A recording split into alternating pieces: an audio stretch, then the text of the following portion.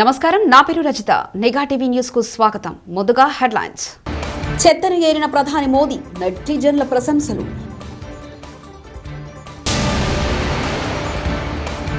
Assembly ఎన్నికల్లో పోటీపై YS Sharmila కీలక ప్రకటన.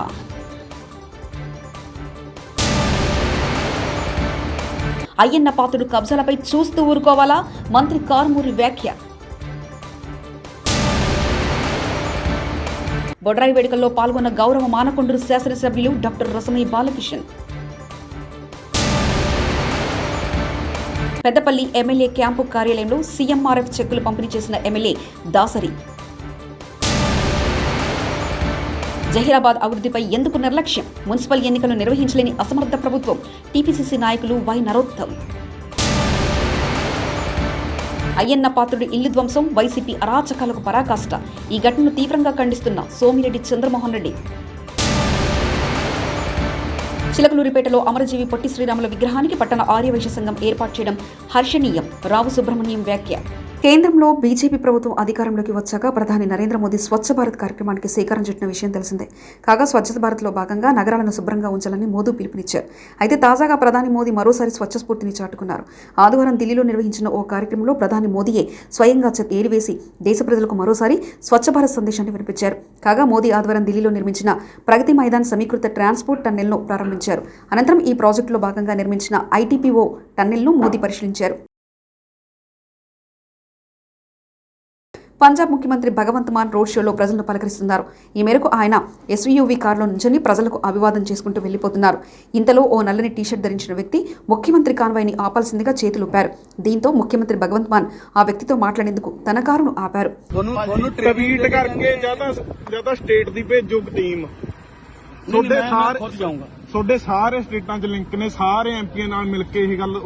జిల్లాలోని పాలేరు నియోజకవర్గం నుంచి అసెంబ్లీకి పోటీ చేస్తానని వైఎస్ఆర్ తెలంగాణ పార్టీ అధ్యక్షులు వైఎస్ షర్మిల ప్రకటించారు. పాలేరు నియోజకవర్గం నేలకొండపల్లిలో ఆదివారం వైఎస్ఆర్టీపీ కార్యకర్తల సమావేశంలో పాల్గొన్న షర్మిల ఈ మేరకు ప్రకటన చేశారు. ఈ మేరకు వైఎస్ షర్మిల మాట్లాడుతూ, ఇప్పటి నుంచి షర్మిల ఊరు పాలేరు. వైఎస్ఆర్ ఫోటోతో ఖమ్మం జిల్లాలో ఎంతో మంది గెలిచారు. ఇకపై వైఎస్ఆర్ బలం మన సొంతం. ఖమ్మం జిల్లా అంటే వైఎస్ఆర్ జిల్లా. వైఎస్ఆర్ బిడ్డ పాలేరు నుంచి పోటీ చేయాలనే కోరిక ఈ రోజుది కాదు. తెలంగాణ ఏర్పడిన దగ్గర నుంచి పాలేరు నుంచి పోటీ చేయాలనే డిమాండ్ ఉంది. ఈ రోజు నుంచి పాలేరులో పోటీ చేయాలన్నది మీ కోరిక కాదు, నా కోరిక కూడా. వైఎస్ఆర్ సంక్షేమ పాలన పాలేరు నుంచి మొదలు కావాలని వైఎస్ షర్మిల అన్నారు. చేద్దామా? శేఖర్ రెడ్డి గారి సంక్షేమ పాలన అందని గడప లేదు, తాకని గుండె లేదు. రాజశేఖర్ రెడ్డి గారి అభిమానులు ఎక్కడ చూసినా ఉన్నారు. మీరు పాలేరు సైనికులుగా, వైఎస్ఆర్ తెలంగాణ పార్టీ సైనికులుగా, వైఎస్ఆర్ సైనికులుగా అందరినీ ఒక తాటి మీదికి తేవాలి. వైఎస్ఆర్ అభిమానులందరినీ ఒక తాటి మీదికి తేవాలి. కులాలకు, మతాలకు, పార్టీలకు అతీతంగా అందరినీ ఒక్క తాటి మీదికి తేవాలి. రాజశేఖర్ రెడ్డి గారి బిడ్డను ఆశీర్వదించాలని, రాజశేఖర్ రెడ్డి గారి సంక్షేమ పాలన తిరిగి రావాలంటే ఇదొక్కటే మార్గమని వాళ్ళకు. అయ్యన్న పాత్రుడు విషయంలో చట్టం తన పని తాను చేసుకోబోతుందని, చట్టానికి ఎవరు అతిథులు కాదని మంత్రి కారుమూరి నాగేశ్వరరావు అన్నారు. ఈ మేరకు మంత్రి నాగేశ్వరరావు మీడియాతో మాట్లాడుతూ, వెన్నుపోటు రాజకీయాలకు కేర్ ఆఫ్ అడ్రస్ చంద్రబాబు. ఆయన పాటలోనే పార్టీ నేతలు నడుస్తున్నారు. మీరు తప్పు చేసి దాన్ని బీసీలపై రుద్దడం ఏంటి? బీసీ నేతలు తప్పు చేస్తే వదిలేయాలా? అయ్యన్న పాత్రుడు కబ్జాలపై చూస్తూ ఊరుకోవాలంటూ టీడీపీ నేతలు, మహిళలు, ఎస్సీల గురించి దారుణమైన వ్యాఖ్యలు చేశారంటూ మాట్లాడారు. పల్లెకారుల్ని ఇష్టానుసారంగా మాట్లాడింది చంద్రబాబు నాయుడు కాదా? బీసీలు కాదా? వాళ్ళు బీసీలని కూడా చూడకుండా ఇష్టానుసారంగా మాట్లాడి ఏమాత్రం మీరు బీసీలకు గౌరవించారని చెప్పి నేను అడుగుతా ఉన్నాను. నేను ఇవాళ మీరు ఈ అయ్యన్న పాత్రుడు కబ్జా చేస్తే ఆయన బీసీ కాబట్టి మేము ఆయన్ని చట్టం ఏ పని చేయకూడదు, చట్టం వదిలేయాలి. అదేనా మీది? మీ నాయకుడు ఇవాళ ఎస్సీల్లో ఎవరైనా పుట్టాలా అని కోరుకుంటారా అని అంటారు. అంటే ఎస్సీలు అంటే మీకు అంత చులకన? ఎస్సీల పట్ల మీకు మీ నాయకుడికే చిత్తశుద్ధి లేకపోతే, ప్రేమాభిమానాలు లేకపోతే మీకేముంటాయి? ఇంకా మీకు మహిళల పట్ల మీకేమైనా గౌరవం ఉందా? నోటీసులు ఇవ్వడానికి జేసీబీతో వెళ్తారా? మాజీ ఎమ్మెల్సీ బుద్దా వెంకన్న మీడియా సమావేశం. ఎందుకంటే మీరు గత 3 సంవత్సరాలుగా మీరు 3 సంవత్సరాలుగా మా సహనాన్ని పరీక్షిస్తున్నారు. మా ఓర్పును పరీక్షిస్తున్నారు, మా నాయకత్వాన్ని పరీక్షిస్తున్నారు. కాబట్టి మేము వదిలే ప్రసక్తే లేదు మిమ్మల్ని. కరీంనగర్ జిల్లా మానకొండూరు నియోజకవర్గంలో తిమ్మాపూర్ మండల కేంద్రంలో ఈ రోజు ప్రారంభమైన బొడ్రాయి వేడుకల్లో పాల్గొని ప్రత్యేక పూజలు నిర్వహించిన అనంతరం బేకరీని ప్రారంభించిన గౌరవ రాష్ట్ర సాంస్కృతిక సారథి చైర్మన్ మరియు మానకొండూరు శాసనసభ్యులు డాక్టర్ రసమయ్య బాలకిషన్.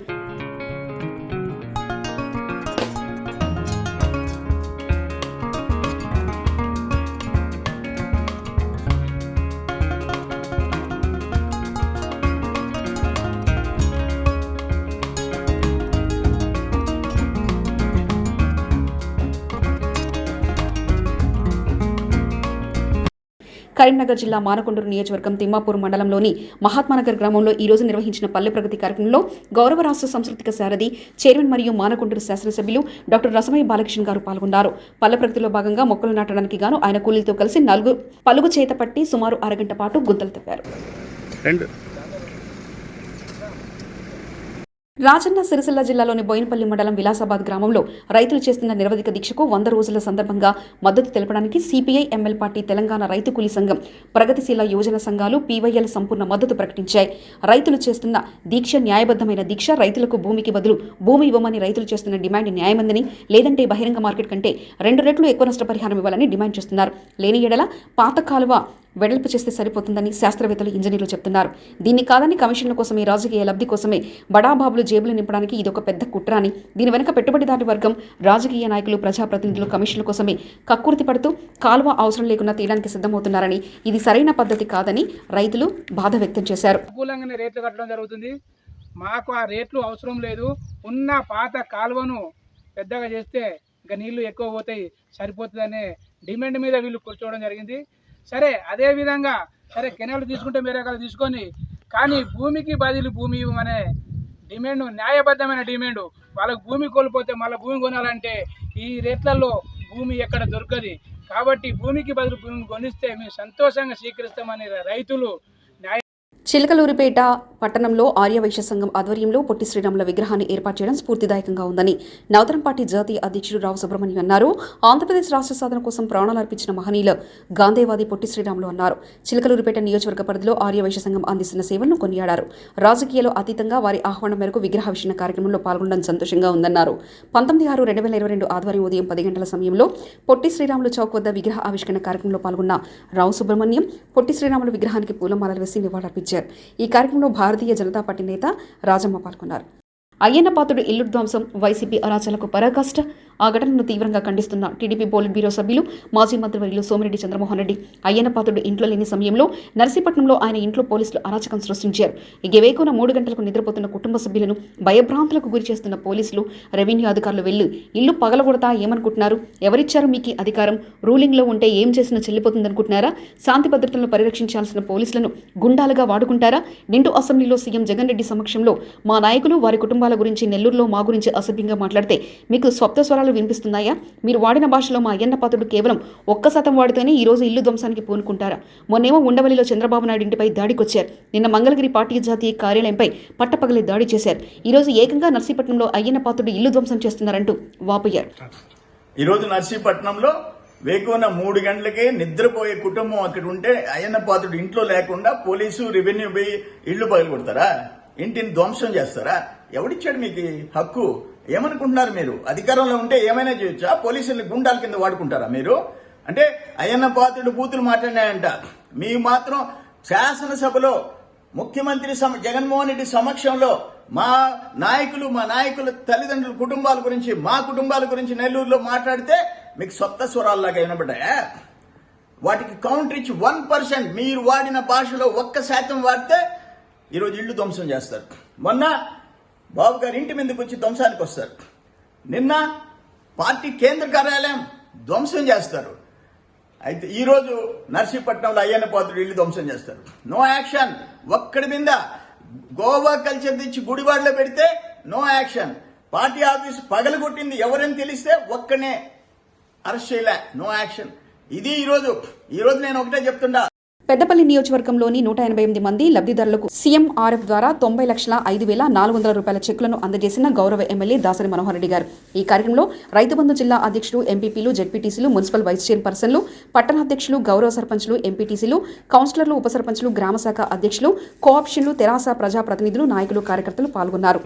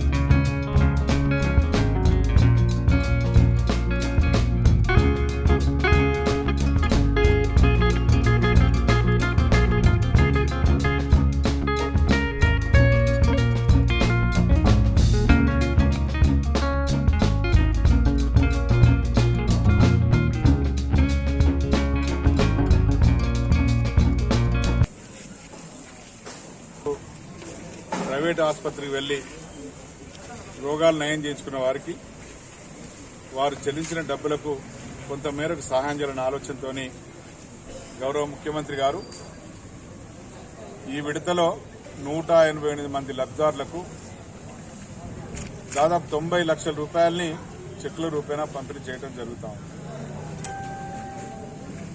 ముఖ్యమంత్రి సహాయ నిధి నుండి ఇంత గొప్పగా మరి ప్రజల ఆరోగ్యం పట్ల శ్రద్ధ వహిస్తూ మరి ఖర్చు పెట్టడం అనేది ఇదివరకు ఎప్పుడు లేదు.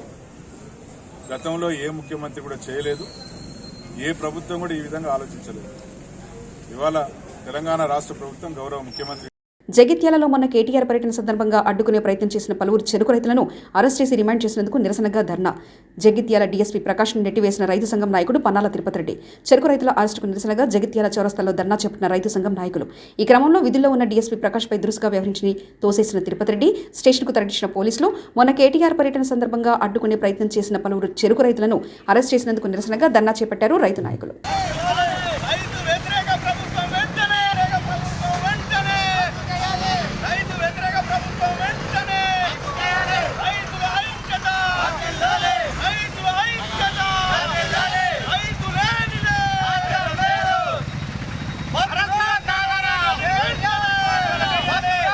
సిరిసిల్ల సహకార విద్యుత్ సరఫరా సంఘం యొక్క నామినేటెడ్ పాలవర్గం నియామకాన్ని సవాలు చేస్తూ బీజేపీకి చెందిన కనకయ్య అనే వ్యక్తి హైకోర్టును ఆశ్రయించగా సెస్ పాలక వర్గం నియామకంపై కోర్టు స్టే విధించింది. దీంతో కేటీఆర్ ప్రాతినిధ్యం వహిస్తున్న సొంత నియోజకవర్గం సిరిసిల్లాలో టీఆర్ఎస్ పార్టీకి చుక్కెదురైంది. సెస్ పాలక వర్గం ఏర్పడిన 2 నెలలకే హైకోర్టు ఇచ్చిన స్టే రూపంలో ఎదురుదెబ్బ తగలడంతో పాలకవర్గం తీవ్ర నిరాశతో కూరుకుపోయింది. మరోవైపు సిరిసిల్లాలో బీజేపీ నాయకులు మీడియా సమావేశం నిర్వహించి ప్రభుత్వ తీరుపై విరుచుకుపడ్డారు. సహకార విద్యుత్ సంస్థకు పాలక మండలిని ఏర్పాటు చేసే ప్రక్రియ చేసింది. వారేదైతే 151 జీవో ప్రకారం ఇక్కడ పాలక మండలిని ఏర్పాటు చేసినామని చెప్పి విడుదల చేసినరో అది రాజ్యాంగంలో ఆర్టికల్ 14కు వ్యతిరేకంగా ఉంది కనుక కనకయ్య గారి ఆధ్వర్యంలో ఏదైతే రిట్ పిటిషన్ హైకోర్టులో వేసినరో దానికి గాను ఆ పాలక మండలి మీద స్టే విధించడం జరిగింది. 4 రోజులు గడుస్తున్నా కానీ ఇవాళ సహకార విద్యుత్ సంస్థ పాలక మండలి ఆధ్వర్యంలో నడుస్తుందా, మరి పర్సన్ ఇన్ఛార్జ్ పాదైన కలెక్టర్ గారి ఆధ్వర్యంలో నడుస్తుందా తెలుస్తలేదు. మరి దీని గురించి ప్రజలకు విన్నవించాల్సిన అవసరం ప్రతిపక్ష పార్టీగా మాకు ఉంది కనుక ఈరోజు పాత్రికేయ మిత్రుల సమావేశం ఏర్పాటు చేయడం జరిగింది. ఏదైతే పాలక మండలి ఉన్నదో దాని మీద స్టే కొనసాగింపు సాగుతుంది, మళ్ళీ ఫర్దర్ ఆర్డర్ వచ్చే వరకు స్టే ఉంటుంది. మరి దీన్ని ప్రజలకు తెలియజేయాలి. తెలంగాణ రాష్ట్ర సమితి ప్రభుత్వం అడ్డదారిలో ప్రజాక్షేత్రంలో విశ్వాసం కోల్పోయి అడ్డదారిలో ఇవన్నీ పాలక మండలిని ఏర్పాటు చేస్తున్నారు. మరి ఆ గౌరవ మంత్రివర్లకే తెలవాలి, బలహీన వర్గాల ప్రతినిధులకు ఇది ఇచ్చి ఇయ్యనట్ట గుంజుకున్నట్ట. ఎట్లాగూ దీని సమయం అయిపోయింది. ఇదివరకే ఎక్స్టెన్షన్ వేస్తేనే కోర్టు ధిక్కరించింది, ఎలక్షన్ పోతామని సెస్ రాసిచ్చింది. అయినా కానీ ఏదో నామమాత్రంగా పాలక మండలిని వేసి వాళ్ళ కార్యకర్తలు కూడా గుర్తుపెట్టుకోవాలి. మిమ్మల్ని సంతోషపరిచే ప్రక్రియ చేసిండు మంత్రి గారు గంతే చేసి ఈ రకమైన నిర్ణయాలు తీసుకొని ఇవాళ ప్రజాస్వామ్యబద్ధంగా హైకోర్టులో ఇళ్ళకల పడ్డ విషయం ప్రజలకు తెలియజేస్తున్నాం. ఈరోజు గాలి మోటార్లు ఎక్కుకుంటా గాలి తిరుక్కుంటా కేసీఆర్ మార్కు పాలన లేదు అని నిన్న మొన్న మాట్లాడుతుండే కన్నాం. మరి ఇదేనా కేసీఆర్ మార్కు పాలన? కరీంనగర్ జిల్లా డిఫెన్స్ అకాడమీలో పోలీసుల అవగాహన క్లాసెస్. దుశ్చర్యలకు పాల్పడి భవిష్యత్తు నాశనం చేసుకోవద్దు, చట్ట వ్యతిరేక కార్యక్రమాలకు పాల్పడితే చర్యలు తప్పవంటూ కరీంనగర్ సిపి సత్యనారాయణ వెల్లడించారు. కరీంనగర్లోని ఇన్స్టిట్యూట్లపై వార్తలు వస్తున్నాయి, విచారిస్తున్నాం. సాంకేతిక పరిజ్ఞానంతో ఆందోళనలో పాల్గొన్న వారిని పట్టుకుంటాం. మరోవైపు సికింద్రాబాద్ ఘటన నేపథ్యంలో డిఫెన్స్ అకాడమీలపై ఆరా తీస్తున్న ఇంటెలిజెన్స్ వర్గాలు.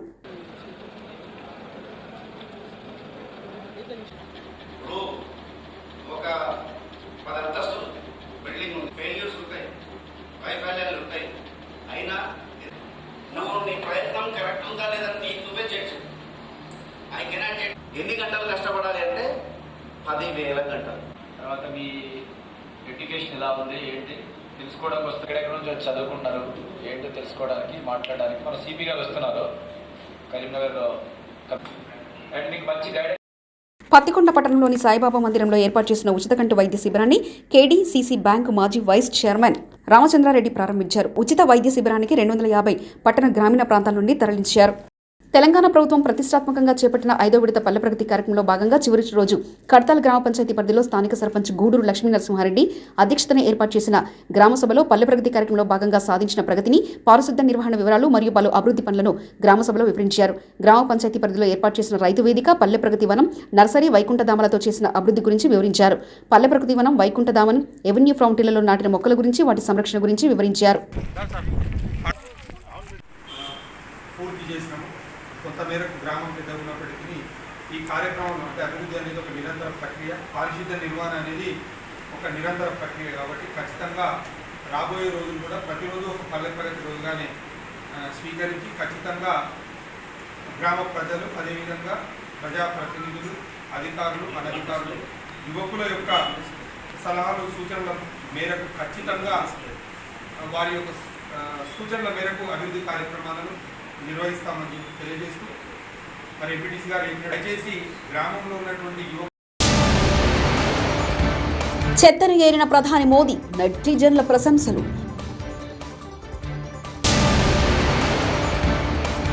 అసెంబ్లీ ఎన్నికల్లో పోటీపై వైఎస్ షర్మిల కీలక ప్రకటన.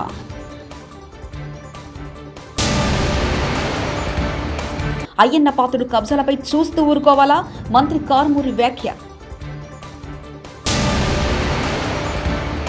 బొడ్రాయి వేడుకల్లో పాల్గొన్న గౌరవ మానకొండూరు శాసనసభ్యులు doctor Rasamayya Balakishan. Peddapalli MLA camp కార్యాలయంలో సీఎంఆర్ఎఫ్ చెక్కులు పంపిణీ చేసిన ఎమ్మెల్యే దాసరి. జహీరాబాద్ అభివృద్ధిపై ఎందుకు నిర్లక్ష్యం? మున్సిపల్ ఎన్నికలు నిర్వహించలేని అసమర్థ ప్రభుత్వం. టీపీసీసీ నాయకులు వై నరోత్తం. అయ్యన్న పాత్రుడి ఇల్లు ధ్వంసం, వైసీపీ అరాచకాలకు పరాకాష్ట. ఈ ఘటనను తీవ్రంగా ఖండిస్తున్న సోమిరెడ్డి చంద్రమోహన్ రెడ్డి.